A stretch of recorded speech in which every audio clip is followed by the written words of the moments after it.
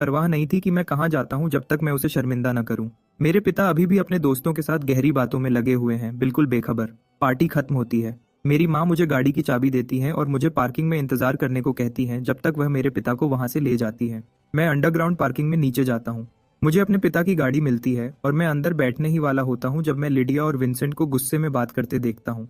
Vincent उसकी jacket का दामन पकड़ता है, दुख में। तुम मेरे साथ इतनी अच्छी रही हो, क्या तुम कह रही हो कि यह सब सच नहीं था? मुझे यकीन नहीं होता। जो चाहे मानो, बस मेरे रास्ते से हट जाओ। लिडिया अपनी जैकेट छुड़ाती है। वह ऐसी ही है, एक बार जब उसका काम हो जाता है तो हो जाता है, पीछे मुड़कर नहीं देखती। एक अपार्टमेंट और विंसेंट ने खुद को यकीन दिला दिया कि वह ही खास है। वह मुझे अपनी बगल की नजर से देखती है। वह बेचैन, नफरत भरी नजर सीधे मेरी तरफ थी, जैसे मैं ही तमाशा कर रहा हूँ। मैं तुरंत गाड़ी में बैठ जाता हूँ और दरवाजा लॉक कर देता हूँ। अगर मैं अपने माँ बाप का इंतजार नहीं कर रहा होता तो मैं अब तक वहां से निकल चुका होता। मुझे इस तरह पीछे हटते देखकर उसे कुछ होता है। वह सीधे मेरी तरफ आती है। वह खिड़की पर नॉक करती है। मैं उसके होंठ पड़ता हूँ। बाहर निकलो। मैं गुस्सा करता हूँ और अपना सर हिलाता हूँ। होंठों से नहीं कहता हूँ। तभी मेरा फोन बजता है। ये उसका फोन है। ओवन है। मार्कस, इस गाड़ी से बाहर निकलो। तुम दोनों के बीच जो कुछ भी हो रहा है, मैं उसमें शामिल नहीं होना चाहती। शीशे के जरिए मैं उसकी गुस्से से भरी आंखों से मिलता हूँ। मैंने अच्छे से सोच लिया है, अगर मैं जेन से मिलने से पहले तलाक नहीं ले पाया तो मैं इंतजार करूंगा। मैं तब तक रुका रहूंगा जब तक वह खुद इस बात को नहीं उठाती। और जब वह ऐसा करेगी, मैं तुरंत मान जाऊंगा और फैमिली कंपनी में हिस्सा लेकर चला जाऊंगा। बुरा सौदा नहीं है। मेरी पिछली जिंदगी में उसे जेन का पीछा करने में पूरा 1 साल लगा, जब तक उसने आखिरकार मुझसे तलाक नहीं मांगा। उसी वक्त उसने अपने परिवार को सब सच बता दिया। मैंने मना कर दिया। लगभग 1 साल तक लड़ने और चिपके रहने के बाद भी मैं हार गया। अब जब मैं दोबारा जन्मा हूँ, बदला लेना बस एक खाली जुनून है। मेरी पिछली जिंदगी अब एक सपने जैसी लगती है और यह वाली जिंदगी असलियत है दुख शुरू होने से पहले। मैं एक बुरे सपने को नहीं छोड़ूंगा कि वह मुझे असली जिंदगी में पूरी तरह बर्बाद कर दे। बाहर निकलो। लिडिया गुस्से में है। शायद उसने मुझे पहले कभी इस तरह मना करते नहीं देखा होगा। विंसेंट वापस आता है। उसकी आंखों में आंसू हैं। उसकी जैकेट को फिर से पकड़ता है और छोड़ने से मना कर देता है। भगवान के लिए, वह एक सेलिब्रिटी है। वह इतनी बेचैनी से कैसे चिपक रहा है? मुझे लगता है मैं खुद का ही एक रूप देख रहा हूँ। मैं किसी को जज करने की हालत में नहीं हूँ। लिडिया मुझे बुरी नजर से देखती है, फिर विंसेंट की कलाई पकड़ती है और उसे अपनी गाड़ी की तरफ खींचती है। मैं उसकी गाड़ी को दूर जाते हुए देखता हूँ। मैं सांस छोड़ता हूँ। जब तक मेरे माँ बाप गाड़ी तक वापस आते हैं, मैं लगभग सो चुका होता हूँ। तुम और तुम्हारी न खत्म होने वाली बातें। मार्कस तुम्हारा इंतजार करते हुए आधा सो चुका है। मेरी माँ मेरे पिता को डांटती है। अरे, वह साउथ का प्रोजेक्ट है, उसके अप्रूवल में कुछ मसले हैं, हमें उस पर ठीक से बात करनी पड़ी। मेरे पिता जवाब देते हैं, अपनी सीट बेल्ट लगाते हुए। मैं पीछे बैठा हूँ, नींद में, और अपनी पिछली जिंदगी के एक और सपने में खो जाता हूँ। ऐसा लगता है जैसे यूनिवर्स को डर है कि मैं भूल जाऊंगा जो मैंने सहा। वह मुझे नींद में वापस भेजता रहता है। माँ, मुझे ब्रेस्ड पोर्क चाहिए। मैं अपना हाथ उनके हाथ में डालता हूँ और उनके सहारे झुक जाता हूँ। माँ का एहसास ऐसा ही होता है, महफूज और गर्म। मेरी पिछली जिंदगी में जब मैं मर रहा था, मेरे माँ बाप मेरे हॉस्पिटल के बेड के पास बैठे थे और रोते रहे जब तक उनके पास कुछ नहीं बचा। वह रात भर में बूढ़े हो गए, थक चुके थे, दिल टूटे हुए थे। इस वक्त तुम चाहते हो कि मैं ब्रेस्ड पोर्क बनाऊं? मेरी माँ मेरे हाथ पर हल्के से मारती हैं। आज तुम्हें क्या हो गया है? क्या तुम्हारी और लिडिया की लड़ाई हुई?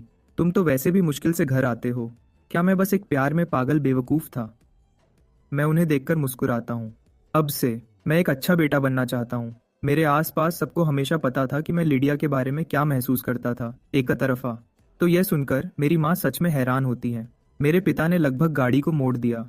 मेरे पिता पूछते हैं, तुम्हें अब लिडिया पसंद नहीं?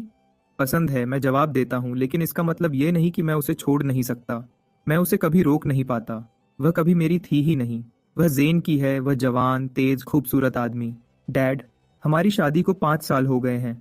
हम पुरानी खबर हैं। प्यार, उसका अब क्या मतलब है? मुझे बस लगता है कि मुझे और कुछ करना चाहिए, सिर्फ उसके आसपास घूमते रहना नहीं। बिल्कुल सही कि लिडिया हमेशा अफवाहों में रहती है। मैंने इसे कभी पसंद नहीं किया। पहले मेरे पिता चुप रहते थे क्योंकि वह मेरी गहरे जज्बात की इज्जत करते थे। लेकिन अब जब मैंने दरवाजा खोल दिया है, दोनों ने वह सब कुछ कह दिया जो उन्होंने रोक रखा था। जब तक हम घर पहुंचते हैं, रात बहुत हो चुकी होती है। मैं नहाकर बिस्तर पर गिर जाता हूँ। मुझे नहीं पता मैं कितनी देर सोया। मेरी माँ मेरे दरवाजे पर नॉक करती है। मैं आधा सोया हुआ जवाब देता हूँ। क्या है? क्या तुमने नहीं कहा था कि तुम्हें ब्रेस्ड पोर्क चाहिए? मैंने बना दिया है, थोड़ा खा लो, फिर वापस सो जाना। वह ये कहते हुए मेरी तरफ देखती हैं। मैं तुरंत जाग जाता हूँ। मैं बैठ जाता हूँ और कुछ सेकंड तक घूरता रहता हूँ। फिर मेरी आंखें गर्म हो जाती हैं और आंसू तेजी से निकलने लगते हैं, इससे पहले कि मैं उन्हें रोक पाऊं। दोबारा जन्म लेने के बाद से मैं एक बार भी नहीं रोया हूँ। मेरी पिछली जिंदगी के सबसे बुरे सपने भी बस मुझे हमेशा जगा देते थे। मैं बहुत पहले ही दर्द के लिए बेजान हो चुका था। अब कुछ भी मुझ तक नहीं पहुंच सकता था। लेकिन मेरी माँ ने रात के बीच में मेरे लिए ब्रेस्ड पोर्क बनाया और मैं खुद को रोक नहीं पाता। अरे, क्या हो गया है तुम्हें बच्चे? लिडिया ने जरूर तुम्हारे साथ कुछ गलत किया है। मैं कल उस फैमिली के पास जाऊंगी और जवाब मांगूंगी। मैं जल्दी से बैठ जाता हूँ और अपनी माँ को गले लगा लेता हूँ। लिडिया ने कुछ नहीं किया, मैं बस भावुक हो गया हूँ। आप मेरे साथ इतनी अच्छी हो। मैं उन्हें पकड़े रहता हूँ, मेरी आवाज़ टूट जाती है। उन्होंने सच में मेरे साथ कुछ गलत नहीं किया। जो कुछ भी मैंने सहा वह सब मैंने खुद पर लाया। वह एक ईमानदार विलेन है। मैं तो बस एक पागल चाहने वाला था। मेरी माँ हल्के से मेरी पीठ थपथपाती हैं और एक लंबी गहरी सांस छोड़ती हैं। मैं उनका इकलौता बेटा हूँ। वह मुझे सबसे अच्छे से जानती हैं। मैं आसानी से रोने वाला नहीं हूँ। अगर सच में कोई दुख न हो तो आंसू नहीं आते। तो क्या तुम अब भी ब्रेस्ड पोर्क खाओगे? वह तत्व पूछती हैं। हाँ, मुझे उसकी बहुत तलब थी। मैं अपनी आंखें पोंछता हूँ और बिस्तर से उतरता हूँ। अभी भी थोड़ा नाक बह रही है। मैं उनका हाथ पकड़ता हूँ और हम दोनों साथ में नीचे जाते हैं। मेरे पिता पहले ही सो चुके हैं। डाइनिंग टेबल पर बस हम दोनों हैं। ब्रेस्ड पोर्क खुशबूदार और मज़ेदार है। मैं कई टुकड़े बिना रुके खा जाता हूँ। मैंने पिछले कुछ सालों में मुश्किल से खाया है। इतना सारा एक साथ खाने से मेरा पेट दर्द से फूल जाता है। मुझे उल्टी आने लगती है। मेरी माँ मेरी पीठ थपथपाती हैं। इतनी जल्दी क्यों खा रहे हो? पूरी रात पेट भरा होने की वजह से जागे रहोगे। मैं भूखा था। मैं शर्मिंदा होकर हंसता हूँ। आखिरी बार मैंने ऐसा खाना अपने ग्रेजुएशन डिनर पर खाया था। जेसन और दूसरों ने और मैंने एक बड़ी पार्टी की थी। फिर मैंने लिडिया से शादी की और पतला रहने के लिए कम खाना शुरू कर दिया। अगर तुम भूखे भी हो, धीरे खाओ। 80% पेट भरने पर रुक जाओ, मेरी माँ नरम आवाज में कहती है, मुझे देखते हुए। मैं उनकी बाहों में झुक जाता हूँ और मुंह बनाता हूँ। माँ, आज रात मेरे साथ जागी रहो। मुझे काम और जिंदगी के बारे में अपनी समझ बताओ। वह बिना सोचे मान जाती है। अगली सुबह मैं सालों में सबसे हल्का महसूस करते हुए जागता हूँ। पेट भरा हुआ है, अच्छी नींद आई है। घर पर नाश्ता करने के बाद मैं हॉस्पिटल जाता हूँ। वेंडी अपने फोन में देख रही है। उसकी बाह टूटी नहीं थी, लेकिन सॉफ्ट टिश्यू को काफी नुकसान हुआ है। टांके लगे हैं, मोटी पट्टी बंधी है, हिलना डुलना कम है। वेंडी ऊपर देखती है और मुझे देखकर हैरान होती है। आप आए। आपको सच में मेरी चिंता करने की जरूरत नहीं है और न ही बार बार मुझे देखने आने की। मैं गर्म और तसल्ली देने वाली मुस्कुराहट देता हूँ। बिल्कुल, मैं करता हूँ। मैं रे की तरफ मुड़ता हूँ। उन्हें अंदर लाओ। रे न्यूट्रिशन सप्लीमेंट्स का एक ढेर अंदर लाता है और उन्हें उसके बेड के बगल में लगा देता है। वेंडी उस सामान को देखती है और उसका चेहरा शर्म से लाल हो जाता है। ये तो बस ऊपरी चोट है। आपको ये सब करने की जरूरत नहीं थी। चोट तो चोट होती है। मैं उसके बेड के बगल में एक कुर्सी खींच लेता हूँ। वेंडी अचानक पूछती है, ओह, मुझे तो आपका नाम भी नहीं पता। मैं आसानी से जवाब देता हूँ, तुम मुझे मार्कस बुला सकती हो। मुझे नहीं लगता ये बिल्कुल भी पुराना लगता है। मैं उससे 6 साल बड़ा हूँ। वेंडी सर हिलाती है। ठीक है मार्कस। मैं हॉस्पिटल के कमरे में उसके साथ बैठकर बातें करता हूँ। कॉलेज की लड़कियों का चीजों को देखने का तरीका हमेशा सीधा और सच्चा होता है। वेंडी एजुकेशन प्रोग्राम के तीसरे साल में है। अभी गर्मियों की छुट्टी पर है। एक मेहनतकश जवान लड़की जो खुद को संभाल रही है, वह अपने बॉयफ्रेंड के बारे में खुशी और उत्साह से बात करती है। और उसका सपना ग्रेजुएशन के बाद एक अच्छी नौकरी और उस लड़के से शादी करना जिससे वह प्यार करती है। मुझे एक छोटी सी अनचाही हंसी आ जाती है, थोड़ी बदतमीजी वाली। मैं खुद को जल्दी संभालता हूँ। वेंडी हिचकिचाती है। आप किस बात पर हंस रहे हो? मैं अपनी नाक की नोक रगड़ता हूँ। कुछ नहीं। तुम्हें देखकर मुझे अपने यूनिवर्सिटी के दिन याद आ जाते हैं, जब मेरे सपने भी तुम्हारे जैसे ही चमकदार थे। वेंडी मुझे हैरानी से देखती है। आप किस यूनिवर्सिटी में गए थे? मैं उसकी तरफ देखता हूँ। Alton university. सोचने पर लिडिया और मैं दोनों जेन और वेंडी से उसी स्कूल में सीनियर हैं। वेंडी का चेहरा खुशी से चमक उठता है। आप मेरे सीनियर हो। मैं मुस्कुराते हुए उसके साथ देता हूँ। क्या इत्तेफाका है। ऑल्टन यूनिवर्सिटी देश की टॉप 3 यूनिवर्सिटीज में से एक है। जो भी वहां जाता है उसका दिमाग तेज होता है। ग्रेजुएट्स का भविष्य उज्जवल होता है, भले ही वह अमीर न बने, वह आराम से जिएंगे। अगर जेन ग्रेजुएट्स का भविष्य उज्जवल होता है, भले ही वह अमीर न बने, वह आराम से जिएंगे। अगर जेन कभी लिडिया से नहीं मिलता तो वेंडी का सपना पूरा होने का पूरा मौका है। तो हम आसानी से बातें करने लगते हैं ऑल्टन यूनिवर्सिटी के बारे में। हम हंस रहे होते हैं, तभी दरवाजा खुलता है और एक तेज भारी आवाज आती है, वेंडी, मैं आ गया। मैं मुड़ता हूँ। जेन के बाल छोटे और साफ कटे हुए हैं, खूबसूरत और उस पर अच्छी लगने वाली समझदारी है। उसकी शक्ल, मुझे उससे जलन नहीं है। एक 20 साल के शरीर से निकलने वाली पूरी एनर्जी जो थोड़ी चुभती है। जब मैं 20 साल का था, मैं लिडिया से 3 साल से चुपचाप प्यार कर रहा था। मेरे सबसे अच्छे साल पूरी तरह से खा लिए गए एक तरफा प्यार ने, जिसने मुझे लगभग मार ही दिया था। ऐसा क्यों है कि उसी उम्र में जेन को लिडिया का पूरा या कुछ नहीं वाला समर्पण मिलता है, जबकि मैं हर रात अपना दिल एक डायरी में ही निकाल सकता था। वेंडी का चेहरा खुशी से भर जाता है, फिर शर्म से। जेन, मैंने तुम्हें बताया ही नहीं था, मैं नहीं चाहती थी कि तुम चिंता करो। जेन पास आता है, उसके हाथ में फलों का एक बैग है। पागल मत बनो, बिल्कुल तुम्हें मुझे बताना चाहिए था, तुम्हें चोट लगी है। मैं खड़ा होता हूँ और अपनी कुर्सी जेन को देता हूँ। मुझे कुछ महसूस नहीं होता। आखिरकार मैं उसे अपनी पत्नी जल्दी ही देने वाला हूँ। एक कुर्सी कुछ भी नहीं है। जेन मुझे हैरानी से देखता है। सीनियर, क्या ये आप हो? आप यहाँ क्या कर रहे हो? मैं एक अजीब सी हंसी हंसता हूँ। मुझे डर है कि मैं ही वह हूँ जिसने उसे टक्कर मारी। मैं उसकी हालत देखने आया हूँ। जेन मेरी तरफ देखता है, फिर वेंडी की तरफ, और गुस्सा होने के बजाय वह बस हंसता है। क्या इत्तेफाक है। वेंडी, ये सीनियर उस जिम में आते हैं जहां मैं हमेशा काम करता हूँ। वह एक अच्छे इंसान है। ये जरूर एक हादसा होगा। उसकी ये आसानी से माफ करने की आदत मुझे हैरान कर देती है। किसी और के लिए यह सच में जानबूझकर नहीं किया गया होगा, लेकिन मैंने वह टक्कर जानबूझकर मारी थी।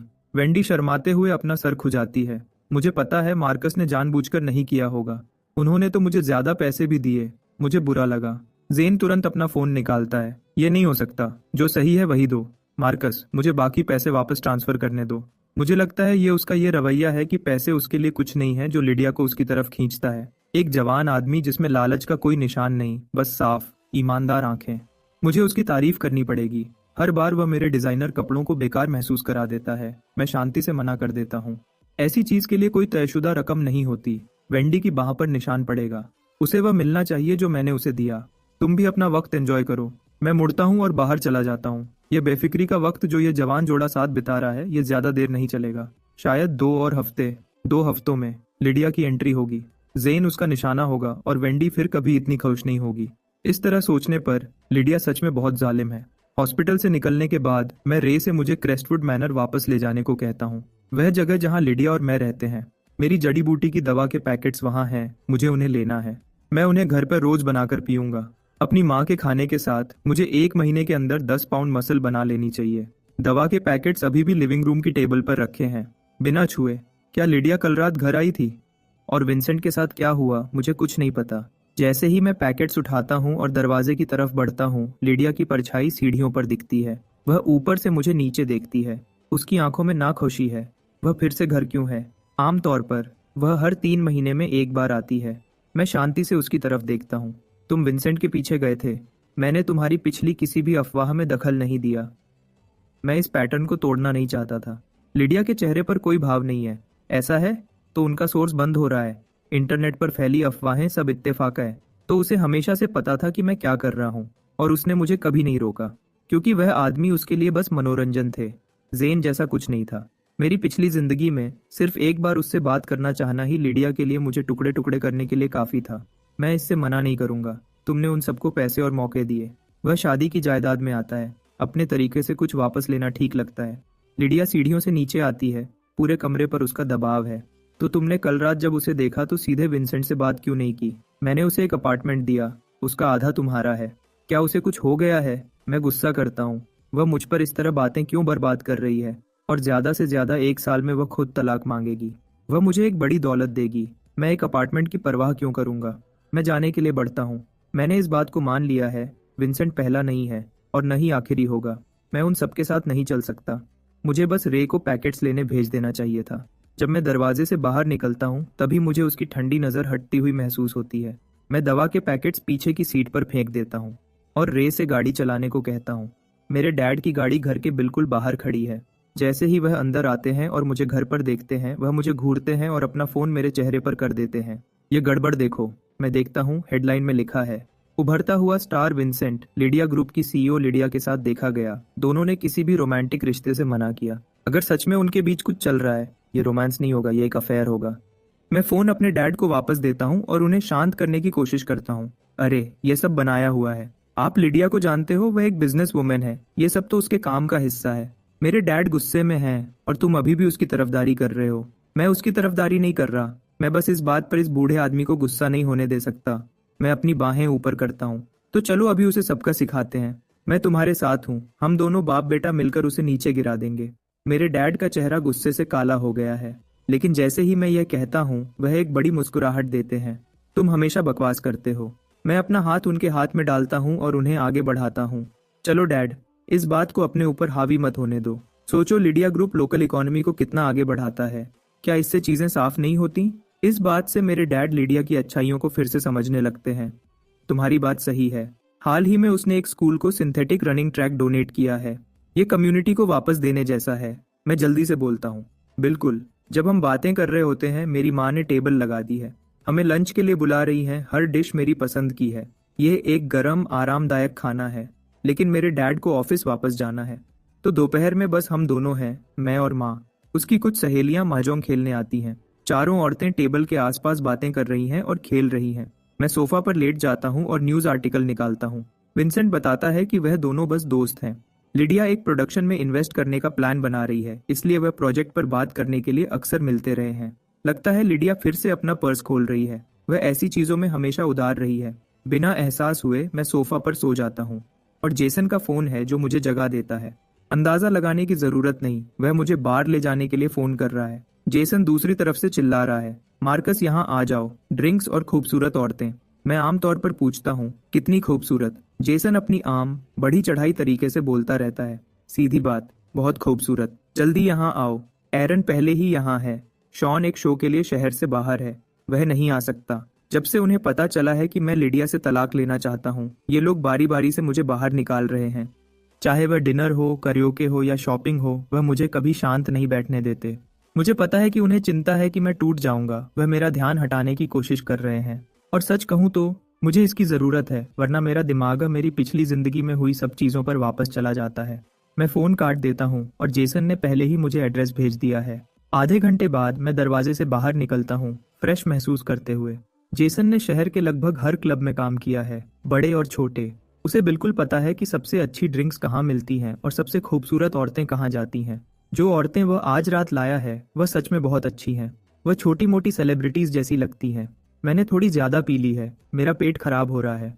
सच कहूँ तो मैं एक बेकार इंसान हूँ। खूबसूरत औरतों से घिरा हुआ मैं खुद को चुपचाप उन सबको लिडिया से कंपेयर करते हुए पाता हूँ। और पीने के अलावा कोई असली चमक नहीं है। लिडिया अब भी जीत जाती है, बिना किसी शक के। चाहे वह शक्ल हो या मौजूदगी, लिडिया बस अपनी ही एक अलग कैटेगरी में है। मैं उठता हूँ और रेस्टरूम की तरफ जाता हूँ। माफ करना, मुझे वॉशरूम जाना है।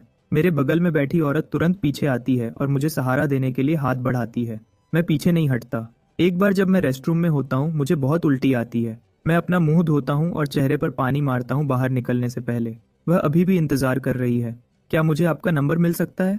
वह पूछती है, उसकी आवाज जैसे एक हुक हो। किस लिए? अगर तुम अकेली हो तो तुम्हें पता है मैं कहाँ मिलूंगा। मैं उसके करीब झुकता हूँ, फिर मैं सोचता हूँ कि देखते हैं क्या मैं अकेलापन संभाल पाऊंगा। और इसके साथ मैं मुड़ता हूँ और चला जाता हूँ। उसकी जैसी औरतें मुझे पसंद नहीं, बिल्कुल भी नहीं। मैं अपना हाथ अपने सर पर रखता हूँ। मुझे सच में चक्कर आ रहे हैं। आज रात मैं ज्यादा पी नहीं पाऊंगा। मैं घर जा रहा हूँ। अगर मैं इस हालत में घर गया तो मेरे डैड मुझे बहुत डांटेंगे। एरन भी खड़ा होता है। मैं भी चलता हूँ, कल काम है। ये साफ दिखता है कि काम उसका जुनून नहीं है। जेसन अपनी आंखें घुमाता है। अभी तो जल्दी है, लेकिन अगर सब जा रहे हैं तो अकेले रहने में कोई मजा नहीं। ठीक है, चलो चलते हैं। वह बिल चुकाता है, औरतों को अलविदा कहता है और बाहर निकल जाता है। हम सब एक ड्राइवर को बुलाते हैं। हमारे अलग होने से पहले जेसन एक चालाक मुस्कान देता है। मार्कस, तुम्हें लगता है कि लिडिया को जलन होगी यह जानकर कि तुम आज रात बाहर हो? मैं पहले ही कार में हूँ। मैं उसे हाथ हिलाकर अलविदा कहता हूँ। उसका नाम भी मत लो, बैड लक, मिलते हैं। वह अभी भी किसी बात पर हंस रहा है जो मुझे समझ नहीं आती। मैं उसे छोड़ देता हूँ। मैं रे को गाड़ी चलाने को कहता हूँ और बैक सीट में अपनी आंखें बंद कर लेता हूँ। जैसे ही हम घर के पास पहुंचने वाले होते हैं, एक अचानक ब्रेक मुझे होश में लाता है। मैं उछल जाता हूँ। रे एक गाड़ी की तरफ इशारा करता है जो रास्ते को रोक रही है। सर, मुझे लगता है वह डायरेक्टर लिडिया की गाड़ी है।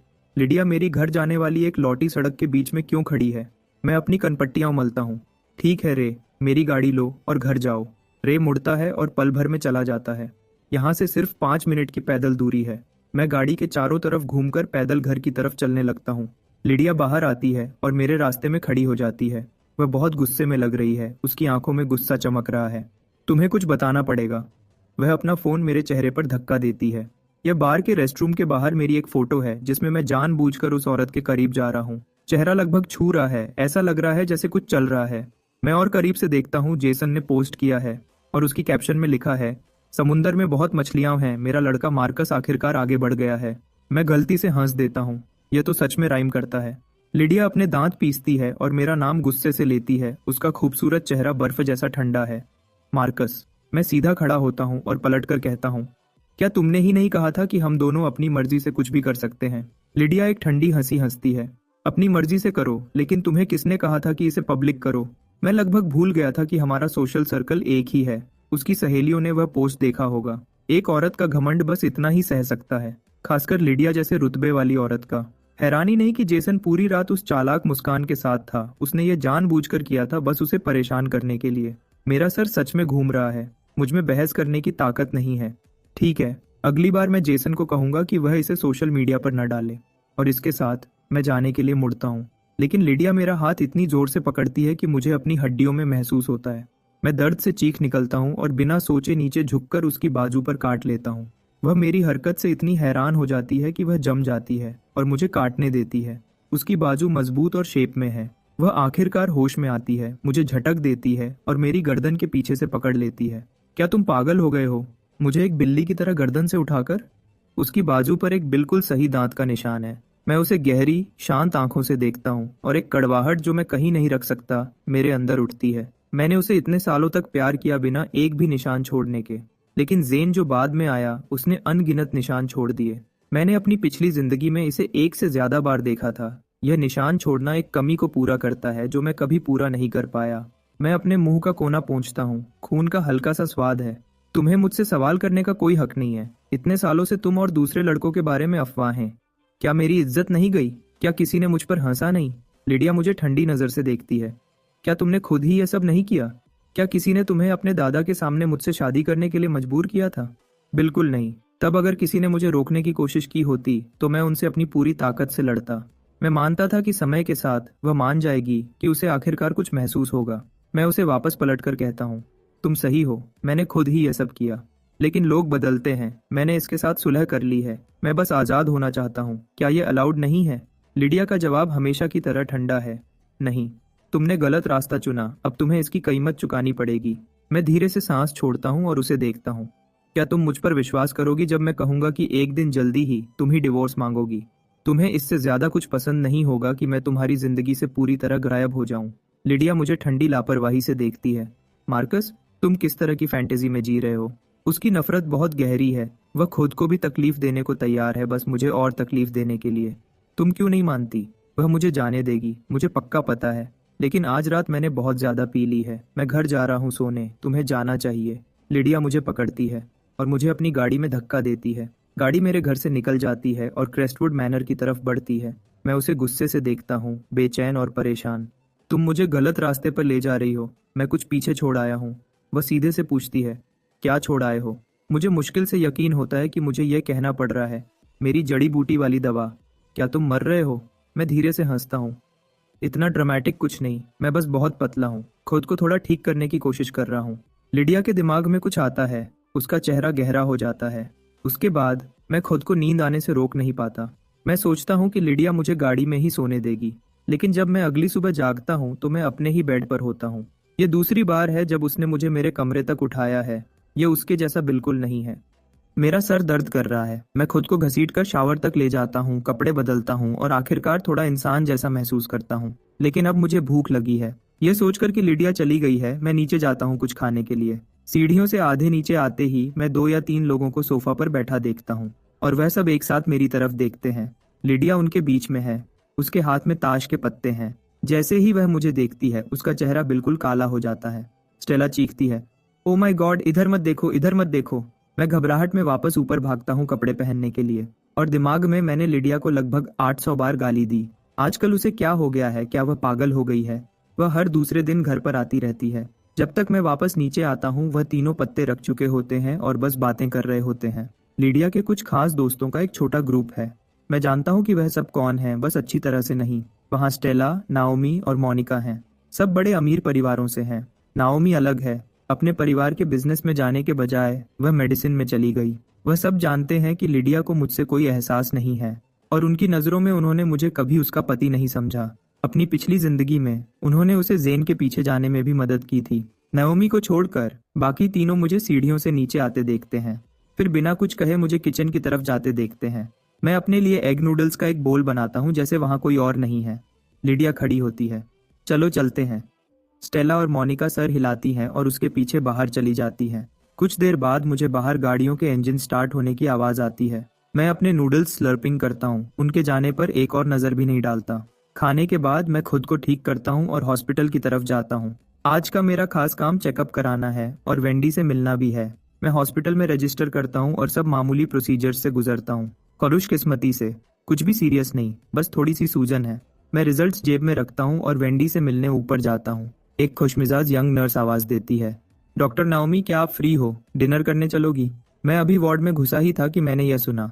थोड़ी दूर आगे नाओमी खड़ी है, पतली और शांत, एक ठंडे सादे चेहरे के साथ जो उसे लिडिया के चमकदार सर्कल में भी अलग बनाता है।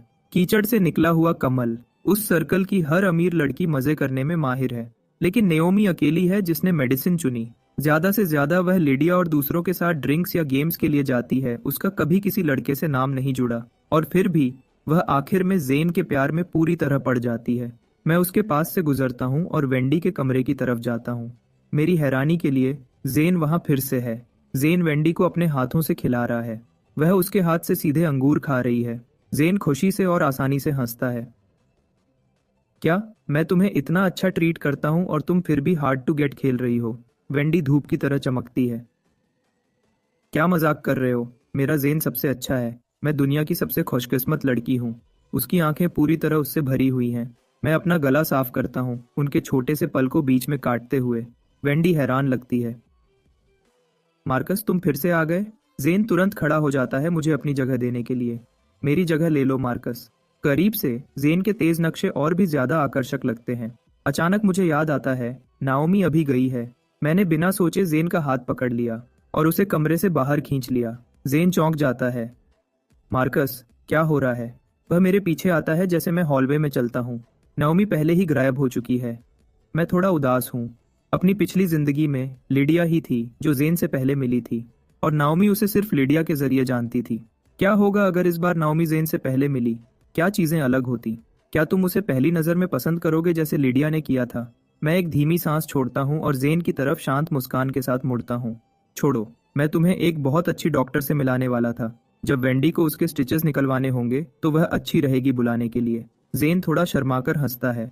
मार्कस, तुम्हें सच में यह सब करने की जरूरत नहीं थी। वेंडी की चोट सीरियस नहीं है और वह जितनी दिखती है उससे ज्यादा मजबूत है। कुछ स्टिचेस उसे परेशान नहीं करते।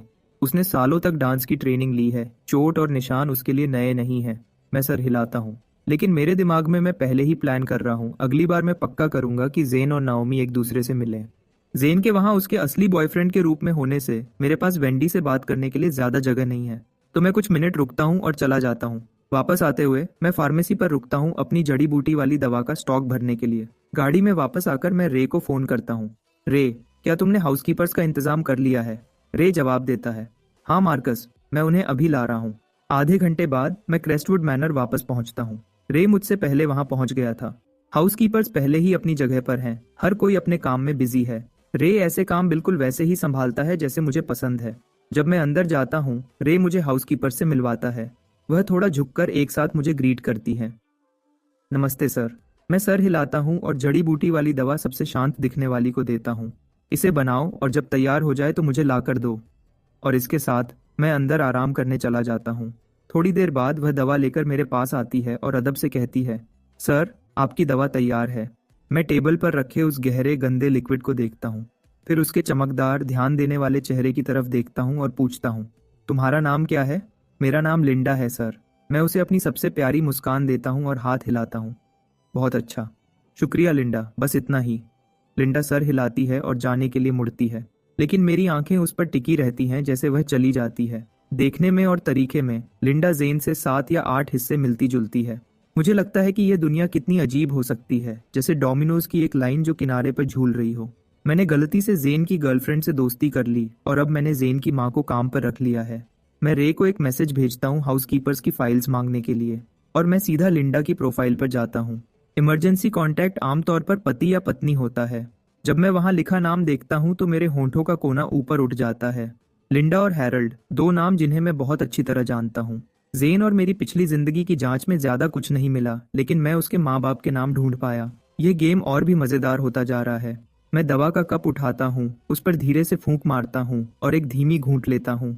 अगली ही सेकंड में सब थूक देता हूँ। ये इतनी कड़वी है कि बर्दाश्त नहीं होती। लिडिया किसी वक्त वापस अंदर आ चुकी है, एंट्रेंस पर खड़ी अपने जूते बदल रही है। वह मुझे ऐसा करते हुए देखती है और उसकी आंखों में नफरत की एक चमक आती है। अगर तुम इसे पी नहीं सकते तो मत पियो। मैं अपना मुंह पोंछता हूँ और पलटकर कहता हूँ, तुम्हें कब से परवाह होने लगी और तुम फिर से वापस क्यों आई हो? वह अपना स्कार्फ उतारती है, रूखे लापरवाह तरीके से, लेकिन फिर भी आसानी से कूल लगती है। यह मेरा घर भी है। क्या मेरे वापस आने में कोई प्रॉब्लम है? लिडिया मेरे सामने बैठ जाती है, बिना किसी भाव के। मैं सर हिलाता हूँ। ठीक है, बिल्कुल। मैं वापस दवा की तरफ जाता हूँ, लेकिन यह बहुत कड़वी है। मैं हर दिन बिना चीनी की ब्लैक कॉफी पीता हूँ और मैं भी इसे नहीं सह सकता। मेरे गले से नीचे उतरने से पहले ही ये वापस ऊपर आ जाती है और ये सीधा लिडिया के चेहरे और कपड़ों पर छिटक जाती है। उसका चेहरा तुरंत उतर जाता है। वह मुझे देखती है, बर्फ जैसी ठंडी। मैं कड़वाहट से इतना हैरान हूँ कि बोल नहीं पाता। फिर मैं उसकी घुंघराले पलकों में फंसे बूंदें देखता हूँ और मैं एक टिश्यू निकालता हूँ और उसके चेहरे पर दबाता हूँ। ये आखिरी अदब है जो मुझ में बचा है। लिडिया मेरा हाथ पकड़ती है और उसे धक्का देकर हटा देती है। उसकी आंखों में नफरत मुझे हैरान कर देती है। वह जाना पहचाना दर्द मेरे सीने में तुरंत फैल जाता है। मैं शांत रहता हूँ और टिश्यू को अलग फेंक देता हूँ। सॉरी, दवा बहुत कड़वी है। लिडिया जवाब नहीं देती। वह उठती है और कपड़े बदलने के लिए ऊपर चली जाती है। तभी लिंडा अंदर आती है। वह जल्दी और अच्छे से काम करती है, सारा गंदा साफ करती है। वह दूसरों से ज्यादा मेहनत करती है और ज्यादा ध्यान देती है। जब वह काम कर लेती है, मैं थक कर कहता हूँ, लिंडा, क्या तुम डिनर बनाना शुरू करोगी? लिंडा सर हिलाती है और किचन में काम करने लगती है। मैं अपनी नाक बंद करता हूँ और बची हुई दवा को जबरदस्ती पीता हूँ। सिर्फ ज्यादा खाने से कुछ ठीक नहीं होगा। मुझे अपनी पूरी बॉडी को ठीक करना होगा, तभी मैं असली ताकत बना पाऊंगा। जब दवा पी लेता हूँ, मैं ऊपर स्टडी रूम में जाता हूँ। मैं एक धूल से भरी स्केचबुक खोलता हूँ और पेंटिंग के टूल्स निकालता हूँ जिन्हें सालों से किसी ने छुआ नहीं था। मैं अकेला पेंटिंग करना शुरू करता हूँ और मेरी पूरी एनर्जी उस कमरे में भर जाती है। मैं काम में खो जाता हूँ और जो कुछ भी मेरे साथ हुआ है उसकी यादें मेरे दिमाग में घूमने लगती हैं। तभी बिना बताए लिडिया स्टडी रूम का दरवाजा खोलती है। यह आवाज बर्दाश्त नहीं होती। वह गुस्से से कहती है, मैं पहले ही रुकने का सोच रहा था, लेकिन उसकी यह बात सुनकर मेरे अंदर कुछ जाग उठता है। अपनी पिछली जिंदगी में मैंने अपने पसंद के ब्रशेस रख दिए थे क्योंकि उसने यही बात कही थी। हैरानी नहीं कि जेसन और दूसरे लोग मुझे बेवकूफ कहते थे। गुस्से में मैंने ब्रश को कैनवस पर घसीटा, जिससे एक तेज बुरी आवाज निकली और लिडिया की खूबसूरत भौहें तुरंत सिकुड़ गईं। मैं ब्रश नीचे रखता हूँ और बहुत शांति से कहता हूँ, तो चलो डिवोर्स ले लेते हैं। जब हमारा डिवोर्स हो जाएगा और हम अलग रहेंगे तो मैं चाहे जितना शोर करूं तुम्हें कभी सुनाई नहीं देगा। लिडिया हंसी उड़ाती है, जैसे इसके लिए हमें डिवोर्स की जरूरत है। हम तो पहले ही अलग रहते हैं। मैं सच में उलझन में हूँ। तो तुम बार बार वापस क्यों आती हो? क्या है जो उसे यहाँ खींचता रहता है? मैं तो बिल्कुल नहीं। लिडिया को लगता है जैसे मैं इतना तेज जुबान कैसे हो गया। उसका चेहरा और ज्यादा खराब हो जाता है। अपने गुस्से के साथ उसे अब तक चले जाना चाहिए था। एक फोन कॉल और वह किसी और जगह हो सकती थी जहां उसका ज्यादा स्वागत होता। लेकिन वह अपना गुस्सा पी जाती है और मुझ पर पलटकर बोलती है, मार्कस, ऐसा लगता है जैसे तुम चाहते हो मैं दूर रहूं। कोई नया मिल गया है क्या? क्या ऐसा हो सकता है कि वह मुझ पर धोखा करने का शक्र करती है और मुझे पकड़ने के लिए बार बार वापस आती है? मेरी आंखें बड़ी हो जाती हैं। है क्या? क्या तुमने नहीं कहा था कि जब तक कुछ पब्लिक नहीं होता तब तक ठीक है? लिडिया सीड्स, तुम सच में मुझसे धोखा करने की हिम्मत करती हो? मैं पलटकर कहता हूँ, मैं वह क्यों नहीं कर सकता जो तुम करती हो? जब हम दोनों एक दूसरे के सामने खड़े थे तभी लिंडा की हल्के से आवाज आती है, डायरेक्टर लिडिया सर, डिनर तैयार है। मैं लिडिया के पास से गुजरता हूँ और नीचे चला जाता हूँ। मैं उसके लिए अपनी बॉडी को तकलीफ देना बंद कर चुका हूँ। लिंडा का खाना बहुत अच्छा है, 3 सब्जियां और एक सूप, हर तरह से खूबसूरत। मैं 2 पूरे कटोरी चावल खा जाता हूँ और लिडिया को दरवाजे से बाहर जाते हुए देखता हूँ। मैं अपना आखिरी सूप खत्म करता हूँ और प्यार से मुस्कुराता हूँ। यह सच में बहुत स्वादिष्ट था। लिंडा, तुम्हारे जैसा खाना बनाने वाली जिसके भी परिवार में जाएगी वह सच में खुशनसीब होगा। लिंडा थोड़ा शर्मा जाती है। आप बहुत अच्छे हैं सर, ये तो बस घर का मामूली खाना है। मैं अपना सर हिलाता हूँ। मैं हर बात सच कह रहा हूँ, यह सच में बहुत अच्छा है। लिंडा का चेहरा नरम हो जाता है जब वह अपने बेटे का जिक्र करती है। मेरा बेटा भी मेरा खाना बहुत पसंद करता है। वह हमेशा मुझसे कहता है कि एक छोटा रेस्टोरेंट खोल लो, भगवान उसका भला करे। वह इसे इतना आसान बना देता है। मेरी मुस्कान थोड़ी कम हो जाती है। वह गलत नहीं है सच में। कभी कभी जब किस्मत साथ देती है तो चीजें जितना आप सोचते हैं उससे ज्यादा जल्दी ठीक हो जाती हैं। अपनी पिछली जिंदगी में जब मैं मर रहा था तो मैं लिडिया को आखिरी बार देखना चाहता था, इससे ज्यादा कुछ नहीं। लेकिन मेरे डैड ने बताया कि वह अपनी होने वाली बहू की माँ के रेस्टोरेंट के ग्रैंड ओपनिंग पर थे। वह रिबन काटने गए थे, मिलने का टाइम नहीं था। वह रेस्टोरेंट लिडिया का इन्वेस्टमेंट था, बिल्कुल। ऑल्टन के टॉप 3 रेस्टोरेंट्स में से एक बहुत बड़ा काम। लिंडा मुझे बहुत अदब से जवाब देती है, हम तो बस आम लोग हैं सर, किस्मत हमारे पास ज्यादा नहीं आती। मैं उसे बहुत बुरी तरह बताना चाहता हूँ कि जब किस्मत आती है तो उसे कोई रोक नहीं सकता। लिंडा, क्या होगा अगर तुम्हारा बेटा एक बहुत अच्छा रिश्ता बना ले? तुम्हें खुद को कम नहीं समझना चाहिए। वह शायद पल जो तुम्हारे परिवार के लिए सब कुछ बदल देगा 2 हफ्ते से भी कम दूर है। लेकिन मैं अपनी जुबान बंद रखता हूँ। मैं लिंडा की थोड़ी अजीब सी मुस्कान देखता हूँ, फिर टेबल से पीछे हटकर चला जाता हूँ। जेन का परिवार बुरे लोग नहीं है, ये मैं मानूंगा। अपनी पिछली जिंदगी में उसके माँ बाप इस रिश्ते के बिल्कुल खिलाफ थे। उनका बेटा अभी भी यूनिवर्सिटी में एक शादीशुदा औरत के साथ रिश्ता रख रहा था, जो किसी भी हिसाब से गलत था। लेकिन समय के साथ लिंडा और हैरोल्ड लिडिया की जिद के आगे हार गए और आखिर में मान गए। उन्होंने कभी यह नहीं सोचा कि जब सबको वह मिल रहा था जो वह चाहते थे, मैं, उसका असली पति, अपनी जिंदगी का सबसे मुश्किल दर्द सह रहा था। नहाने के बाद मैं आराम से बेड पर बैठ जाता हूँ और सोने से पहले हमेशा की तरह फोन देखता हूँ। मुझे एक खबर मिलती है जिसमें लिडिया एक बार में मजे कर रही थी, स्टेला और 2 या 3 खूबसूरत लड़कों के साथ। लिडिया जहां भी जाती है सबका ध्यान अपनी तरफ खींचती है, उसका रुतबा ही खबरें बनाता है। वह सड़क पर नूडल्स खा रही हो तब भी वह वायरल हो जाएगी। उसके पति के रूप में मैं कमेंट सेक्शन में हमेशा रहता हूँ। उसके पति में तो संत जैसा सब्र है। अगर वह मेरी बीवी होती तो मैं पागल हो जाता। कहना आसान है जब तक यह तुम्हारे साथ न हो। लिडिया की शादी के बाद से उसकी जिंदगी में जिन लड़कों के बारे में अफवाहें थीं वह अनगिनत थे। कुछ मुझ पर तरस खाते हैं, कुछ मुझसे जलते हैं, कुछ बस हंसते हैं। मैं यह सब अपने ऊपर से गुजरने देता हूँ। जब मैं बस सोने ही वाला होता हूँ, शॉन का फोन आता है और मैं वापस होश में आ जाता हूँ। उसकी आवाज में तनाव है। मार्कस, अभी यहाँ आ जाओ, कुछ हो गया है। क्या हुआ? धीरे बोलो। जेसन और लिडिया लड़ने वाले हैं। जल्दी यहाँ आओ, मैंने तुम्हें एड्रेस भेज दिया है। जेसन और लिडिया की लड़ाई कैसे हो गई? उसका गुस्सा कितना भी खराब हो, वह किसी आदमी से हाथापाई नहीं करेगी। सोचने का टाइम नहीं था। मैं जल्दी से कपड़े बदलता हूँ और बाहर भाग जाता हूँ। जब तक मैं बाहर पहुँचता हूँ, लिडिया और जेसन को पहले ही एक प्राइवेट रूम में ले जाया जा चुका था। उनके जैसे लोगों के बीच पब्लिक में झगड़ा सीधा ट्रेंडिंग में आ जाता।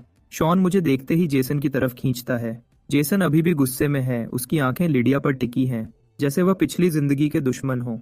लिडिया का गुस्सा और भी ठंडा है, एक खतरनाक शांति उससे निकल रही है। स्टेला उसके बगल में एक डरी हुई छोटी अटेंडेंट की तरह खड़ी है। स्टेला लिडिया को देखती है, फिर मुझे। मार्कस, मुझे बहुत अफसोस है, तुम्हारे दोस्त को गलतफहमी हो गई। वह लड़के मैंने बुलाए थे, उनका लिडिया से कोई लेना देना नहीं है। स्टेला लिडिया से 4 साल छोटी है और यह पहली बार है जब उसने मुझे इस नाम से बुलाया है। जेसन स्टेला की तरफ उंगली करता है और गुस्से से बोलता है, उस लड़के का चेहरा उसके चेहरे से बिल्कुल चिपका हुआ था और तुम इसे कुछ नहीं कहती हो। स्टेला रोने वाली लग रही है, सच में डरी हुई है। लिडिया की तेज नजर जेसन से गुजरती है और मुझ पर रुक जाती है, साफ तौर पर मेरे कुछ कहने का इंतजार कर रही है। मैं न देखने का नाटक करता हूँ और जेसन की तरफ मुड़ता हूँ। जेसन, ठीक है, तुम ज्यादा सोच रहे हो। वह लड़के पक्का स्टेला के मेहमान थे। लिडिया का टेस्ट इससे अच्छा है। चिकने खूबसूरत लड़के उसकी पसंद नहीं है। कोई भी देखने वाला सोचेगा कि जेसन को धोखा मिला है। कमरा शांत हो जाता है। जेसन और शॉन मुझे हैरानी से देखते हैं। मार्कस, क्या तुम अभी सीरियस हो? वह उस डिवोर्स के बारे में जानते हैं जिसके लिए मैं जोर दे रहा हूँ, लेकिन उन्होंने कभी नहीं सोचा था कि मैं इस सब पर इतना शांत रहूंगा। जेसन आज रात लिडिया के पीछे जाने से खुद को रोक नहीं पाया, और फिर भी मैं, जिसने उसे 10 साल से ज्यादा प्यार किया है, बिल्कुल भी नहीं हिलता। मैं जेसन को एक बाजू से और शॉन को दूसरे बाजू से पकड़ता हूँ। बिल्कुल सीरियस। चलो हम चलते हैं। हम कहीं और जाकर कुछ पियेंगे, मैं ट्रीट दूंगा। मैं लिडिया को एक और बार नहीं देखता। स्टेला पलक झपकती है और लिडिया को धक्का देती है। लिडिया, मार्कस और दूसरे लोग अभी चले गए। लिडिया की आवाज बर्फ की तरह तेज है। उसका नाम, वह इसके लायक नहीं है। वह शब्द मुझे घंटी की तरह साफ सुनाई देते हैं। जैसे ही दरवाजा बंद होता है, मेरे सीने में थोड़ा सा दर्द होता है, बस इतना कि महसूस हो। मैं उस नाम के लायक नहीं हूँ। वह जेन के लिए बचाओ। हम एक टेबल ढूंढते हैं और हम तीनों पीते हैं। जेसन मुझसे बार बार पूछता है, मार्कस, क्या तुमने सच में लिडिया को छोड़ दिया है? मैं सर हिलाता हूँ। यह मैं पक्का कह सकता हूँ। जेसन अपना ग्लास उठाता है और एक ही बार में पी जाता है। यही तो मैं कह रहा हूँ, मैंने हमेशा तुम्हें इसके लिए इज्जत दी है। 10 साल के एहसास, और तुमने उसे ऐसे ही छोड़ दिया। इसके लिए हिम्मत चाहिए। शॉन भी अपना ग्लास मेरी तरफ उठाता है। जैसे ही माहौल अच्छा होता है, शॉन की गर्लफ्रेंड उसे चेक करने के लिए फोन करती है। हम सब में से उसकी लव लाइफ सबसे अच्छी है। वह पहले ही शादी की बात कर रहे हैं। शॉन तुरंत खड़ा हो जाता है। लड़कों, मेरी लड़की को मेरी जरूरत है, मैं चला। जेसन उसे छेड़ता है। क्या तुम घर जा रहे हो बेबी सिटिंग करने? शॉन हंसता है, एक गाली देता है और गायब हो जाता है। जब वह चला जाता है, मैं बिल चुकाता हूँ और जेसन और मैं अलग हो जाते हैं। क्रेस्टवुड मैनर वापस आकर मुझे अपने आप से शराब की बू आती है और मैं नहाने का फैसला करता हूँ। मैं बाथरूम का दरवाजा खोलता हूँ और भाप की एक दीवार मुझसे टकराती है। एक शक्ल धुंध में से बाहर आती है। मैं लिडिया को ऐसे देखता हूँ जैसे मैंने कोई भूत देख लिया हो। 5 साल की शादी, और ये पहली बार है जब मैंने उसे ऐसे देखा है। कुछ सेकंड्स की खामोशी के बाद मैं कहता हूँ, मेरे ये मेरा बाथरूम है। जब से हमारी शादी हुई है, मास्टर बेडरूम मेरा है। जब भी वह घर आती है, वह गेस्ट रूम में रहती है या स्टडी रूम में सो जाती है। ये अटैच्ड बाथरूम सिर्फ मेरा है। लिडिया अपने बालों को टॉवल से पोंछती है, आवाज़ बिल्कुल सीधी है। कोई एतराज़ है? मैं ईमानदारी से जवाब देता हूँ, सच में कोई नहीं। तुम खूबसूरत हो, मैं शिकायत नहीं कर रहा हूँ। लिडिया, चाहे उसके पास कुछ भी ना हो, उसका चेहरा ही आदमियों को बेसहारा छोड़ देता। वह मुझे एक धीमी, समझ न आने वाली नज़र से देखती है, फिर 2 तेज कदम आगे बढ़ती है। मैं पीछे हट जाता हूँ, एक तरफ हटते हुए। ठीक है, मुझे नहाना है, तुम्हें जाना चाहिए। तभी एक हाथ मेरे सर के पीछे आता है। लिडिया अपनी ठोड़ी ऊपर करती है और मुझे किस करती है। पुदीने की हल्की सी खुशबू मेरे मुंह में आती है। हैरानी से मैं अपनी जगह पर जम जाता हूँ। मैं हिलता नहीं हूँ। जब मैं जवाब नहीं देता, वह और गहरा दबाती है और उसकी स्किल को कोई मना नहीं कर सकता। मुझे इसका कोई अनुभव नहीं है। मैं उसे पूरी तरह आगे बढ़ने देता हूँ। गर्मी, भाप, सांस रुकना, मैं बिना जाने ही लाल हो जाता हूँ और पसीने से भीग जाता हूँ। बाथरूम का माहौल हर सेकंड भारी होता जाता है। मैं पीछे हटने की कोशिश करता हूँ, वह मुझे नहीं छोड़ती। नई पोजीशन सिर्फ हमारे बीच की दूरी को कम करती है। शायद मुझे यह होने देना चाहिए। वह पूरा करना चाहिए जो मुझे अपनी पिछली जिंदगी में कभी नहीं मिला। मेरे अंदर कुछ टूट जाता है। मैं अपनी आंखें बंद करता हूँ और जवाब देना शुरू करता हूँ। एक एहसास जो मुझे नहीं होना चाहिए था, वह जाग उठता है। और जैसे ही मैं खुद को खोने वाला होता हूँ, लिडिया रुक जाती है। वह छोड़ देती है। उसकी आंखों के पीछे की गर्मी कम हो जाती है। मैं उसे देखता हूँ, उलझा हुआ। वह एक ठंडी हंसी हंसती है। तो यह सब नाटक था? क्या तुम मुझसे प्यार करना बंद नहीं कर चुके थे? वह हाथ बढ़ाती है और लापरवाही से मेरे होंठों के कोने को रगड़ती है। लगता है तुम बस सबके लिए एक शो कर रहे थे। मार्कस, क्या हार्ड टू गेट खेलना तुम्हारी नई स्ट्रैटेजी है? तो यह एक टेस्ट था और उसने इसका इस्तेमाल किया। मेरी समझ वापस आती है। मैं अपने कपड़े ठीक करता हूँ और खुद को संभालता हूँ। मैं उसे नीचे देखता हूँ और मेरे अंदर कुछ उदास और अजीब सा महसूस होता है। क्या यह सच में जरूरी था? मैं ऐसे गेम्स नहीं खेलता। तुम बस मेरे दूर रहने की आदत नहीं हो। जैसे एक वफादार कुत्ता जो अचानक अपनी पूंछ हिलाना बंद कर दे तो तुम्हें अजीब लगता है, लेकिन तुम्हें इसकी आदत हो जाएगी। लिडिया अपना सर टेढ़ा करती है, मजे लेते हुए। क्या तुम खुद को कुत्ता कह रहे हो? मैं अपनी उलझी हुई कॉलर पकड़ता हूँ और धीरे से जवाब देता हूँ। क्या तुम्हें जवाब पहले से नहीं पता? वह कोई भोली लड़की नहीं है, बिल्कुल वह जानती है। मैंने जितनी बार गिना नहीं जा सकता उतनी बार इजहार किया। उसने कभी इसे सीरियस नहीं लिया। बहुत से लड़कों ने उसे प्यार किया है। सिर्फ एक चीज जो मुझे अलग करती थी, वह यह थी कि मैंने उससे शादी की थी। लिडिया एक हल्की संतुष्ट हंसी हंसती है। जाओ नहा लो। और इसके साथ वह बाहर चली जाती है। मैं दरवाजा जल्दी से बंद करता हूँ और आईने की तरफ भागता हूँ। मेरा चेहरा लाल हो गया है। मैं खुद पर बहुत गुस्सा था। उसे बस एक पल के लिए मुझसे खेलना था और मैं लगभग टूट गया था। मैं 3 मिनट तक सांस लेता हूँ। याद, मेरा चेहरा लाल हो गया है। मैं खुद पर बहुत गुस्सा था। उसे बस एक पल के लिए मुझसे खेलना था और मैं लगभग टूट गया था। मैं 3 मिनट तक सांस लेता हूँ, याद करता हूँ जब तक शांति वापस नहीं आ जाती। मैं नहाता हूँ और सोने चला जाता हूँ। लिडिया चली गई है। उसकी गाड़ी की आवाज़ रात में धीरे धीरे कम हो जाती है। मैं उसकी गाड़ी को अंधेरे में गायब होते देखता हूँ। वह कुछ देर तक वापस नहीं आएगी। आज रात उसके लिए यह पक्का हो गया कि मैं अभी भी उसके कंट्रोल में हूँ और वह मेरे एहसासों को ऐसे ही फेंकने वाली चीज समझ सकती है। अगली सुबह मैं रे से मुझे हॉस्पिटल ले जाने को कहता हूँ। मैंने सोच समझ कर कपड़े पहने थे, एक चारकोल स्लिम फिट सूट, एक शांत रोबदार लुक के लिए। मैं पहुंचता हूँ और वेंडी के बेड के पास फूल रखता हूँ। मेरी आवाज़ धीमी और नरम निकलती है। वेंडी, बाजू कैसी है? वेंडी अपना फ़ोन नीचे रखती है। बहुत बेहतर मार्कस, डॉक्टर ने कहा है कि मैं कल घर जा सकती हूँ। मैं उसके बगल वाली कुर्सी पर बैठ जाता हूँ और अपनी कफ ठीक करता हूँ। यह अच्छा है। तुम्हारा बॉयफ्रेंड आज नहीं आया? वेंडी हल्के से और मीठी मुस्कान देती है। वह काम पर है। हम दोनों पार्ट टाइम काम कर रहे हैं ताकि पैसे का बोझ कम हो। मैं सर हिलाता हूँ और बात को हल्के में रखता हूँ। मैं अपना फ़ोन निकालता हूँ, उस पर नज़र डालता हूँ और हैरान होने का नाटक करता हूँ। मेरा फ़ोन अभी से कैसे बंद हो गया? वेंडी बेडसाइड टेबल की तरफ इशारा करती है। यहाँ एक चार्जर है, मार्कस। मैं चार्जर लेता हूँ और जानबूझकर उसे लगाने के लिए झुकता हूँ। मेरा शरीर उसके बिल्कुल पास आ जाता है। जब तक मैं सीधा होता हूँ उसका चेहरा लाल हो चुका होता है। सच में मासूम, मैं अपने मन में सोचता हूँ। मेरी आंख के कोने से मैं नयोमी को दरवाजे पर देखता हूँ। वह मुझे गहरी नजर से देख रही है। वह यहाँ कब आई? उसने पूरा चार्जर वाला नाटक देख लिया। यह शर्मिंदगी वाली बात है। मेरी मुस्कान फीकी पड़ जाती है। डॉक्टर नाओमी, आप यहाँ कैसे? नाओमी हमेशा की तरह शांति से अंदर आती है, एक शिफ्ट कवर करने। वह वेंडी की चोट देखती है और कुछ छोटे निर्देश देती है। मैं एक तरफ खड़ा देखता रहता हूँ, अजीब सा गिल्टी महसूस करते हुए। नाओमी मेरे लिए हमेशा थोड़ी अलग रही है। मेरी पिछली जिंदगी में सिर्फ एक चीज थी जो हमें जोड़ती थी, वह लिडिया के खिलाफ साथ में काम करना था। उससे पहले हम अनजान थे, उसने कभी मेरा बुरा नहीं किया और आखिर में उसने ही मेरी तरफ से डॉक्टर्स ढूंढे थे। वह मुझे देखती है और इशारा करती है, मेरे साथ बाहर चलो। मैं न चाहते हुए उठता हूँ। नाओमी मुझे अपने ऑफिस ले जाती है। बाकी डॉक्टर्स जा चुके हैं, अब सिर्फ हम दोनों हैं। वह बिना ऊपर देखे पेशेंट फाइल्स पलट रही है। लिडिया के साथ हाल ही में सब कैसा चल रहा है?